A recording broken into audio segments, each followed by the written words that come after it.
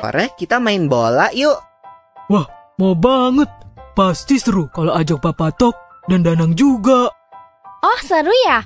Aku kok nggak ngerti ya. Apa keseruannya cuman menggocek, mengoper, dan menendang bola? Gol!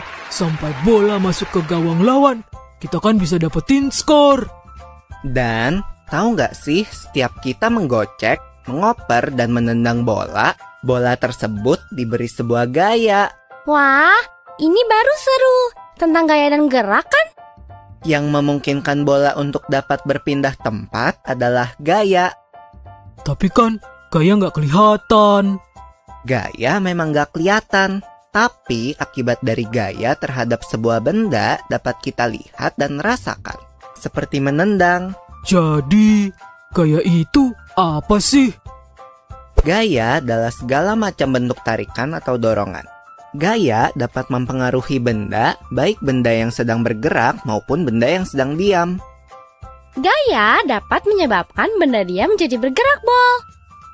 Oh, contohnya seperti saat menendang bola, membuka pintu,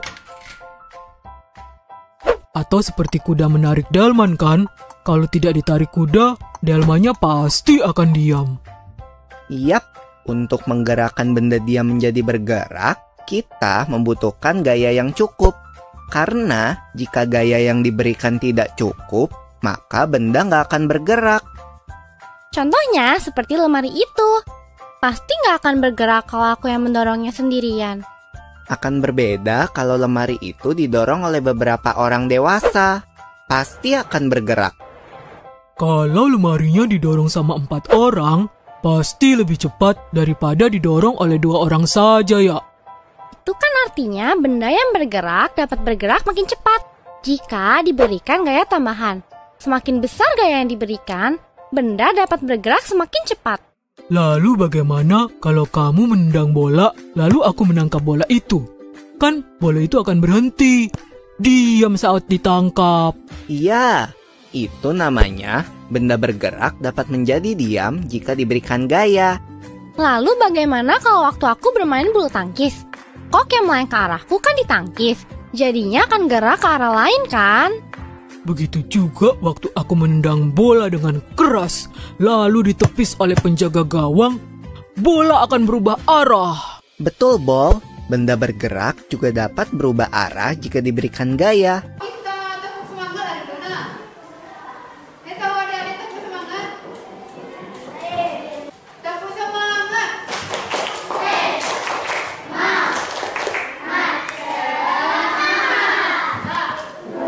Untuk pertanyaan yang pertama, apa itu gaya?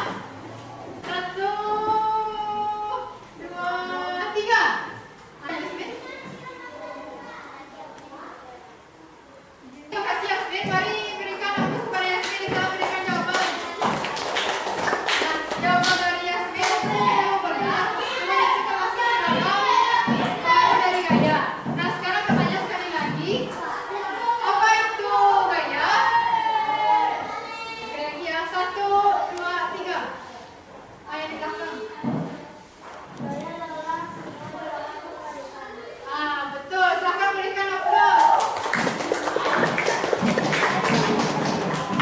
Nah, untuk pertanyaan selanjutnya, 2 pertanyaan aja ya.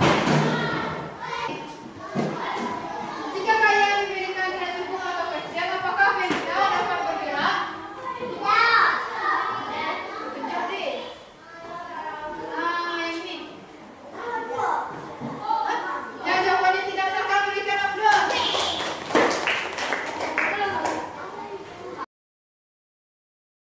Adik-adik semua, sekarang kita akan belajar tentang gaya gesek.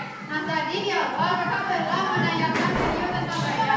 Selanjutnya kakak akan menjelaskan apa itu gaya gesek serta bagaimana manfaat dari gaya gesek. Tujuan dari mempelajari gaya gesek ini, yang pertama yaitu adik-adik dapat memahami konsep dasar gaya dan pengaruh terhadap benda.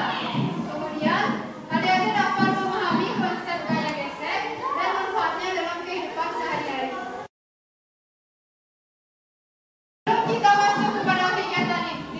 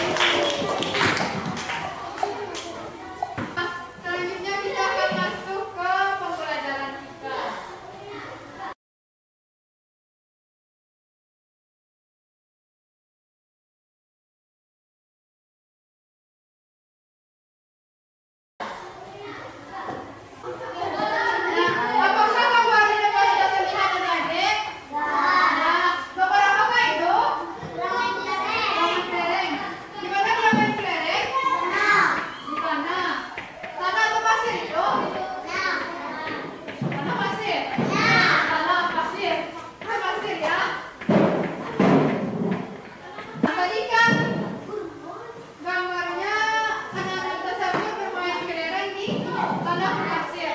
Nah, adakah adik-adik yang belum pernah bermain kelereng di tanah berpasir? Semuanya sudah pernah main kelereng? Selanjutnya, seperti yang dilihat pada gambar di depan, di mana anak tersebut main kelereng? Lantai keramik. Sudahkah adik-adik mencoba main kelereng di atas keramik?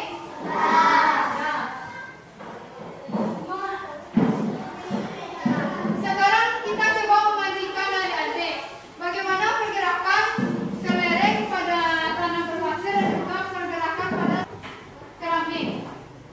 Kalau di keramiknya ke depan, saya berhenti. Kalau di kesepan, saya kanan. Nah, cicil deh, seorang dulu. Kalau di keramiknya, saya berhenti. Kalau di kesepan, Nah, bagus. Kita dijawab. saya geseknya beda. Makanya gaya sesi beda. Nah, coba. Jadi kalau di keramik itu capek, nah. Nah, kalau di tanah pasir, capek. Yang lain kan dong, kalau berdedek. Kalau di tanah berpasir, ini lem. Kalau di keramik, nyenyak. Itu merupakan salah satu gaya geser, adik-adik. Selanjutnya, kakak ada sebuah video yang berupa penjelasan tentang gaya gesek. Silakan disimak baik-baik ya, adik-adik.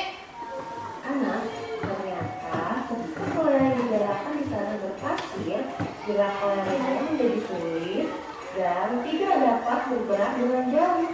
Sedangkan ketika Silakan disimak ya, adik-adik. kelereng Nanti akan digerakkan di ada lantai yang keramik, berkelompok, ada yang kelereng akan dengan mudah untuk bergerak dengan jauh. Hal ini karena berkaitan dengan gaya gesek antara kelereng dengan permukaan tanah atau permukaan keramik. Tahukah kamu apa itu gaya gesek? Gaya gesek ini dapat terjadi ketika dua buah benda saling bersentuhan. Nah, jadi gaya gesek adalah gaya berlawanan arah dari satu benda ke benda lain yang dipengaruhi oleh permukaan benda.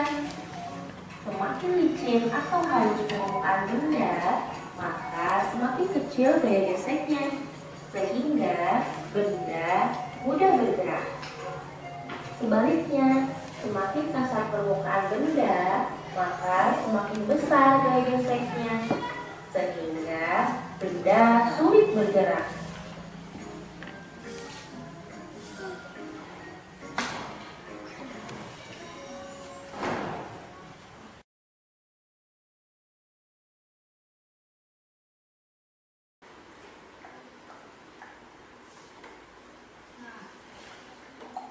Gimana adik-adik?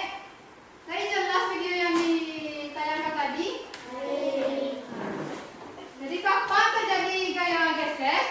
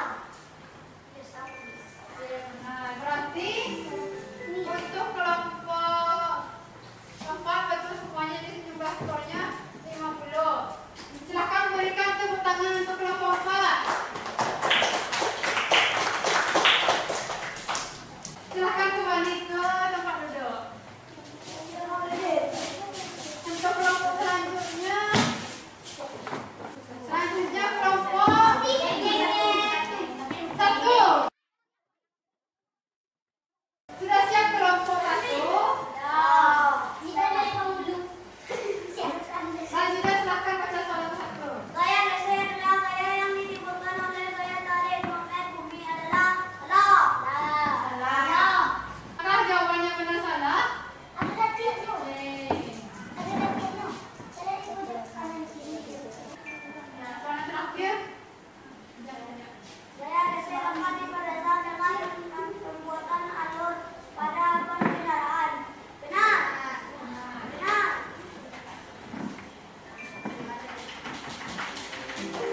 Yeay. Wih. Skor 50. timnya Jadi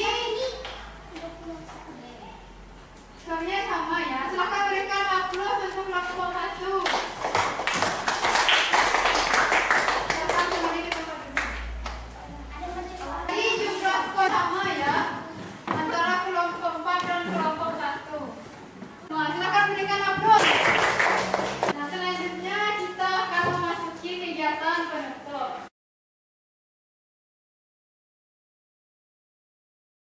Di sini akan ada sebuah kuis. Jadi masing-masing dari adik-adik ini akan mendapatkan 1 lembar barcode. Sebelumnya apakah sudah pernah pakai barcode ini adik? Pakai kuis ini sudah? Itu ada nampak kan adik? Sebelum memulai kuis itu ada P1, player 1 untuk pemain 1 Adi, pemain 2 India, pemain 3 Abdal, pemain 4 Anita. Nah, pokoknya nomor. Nah, coba saja di situ kan ada huruf ABC ini apa? ABCD. Jatuh mana Pak? Oh, Lain apa? Yo,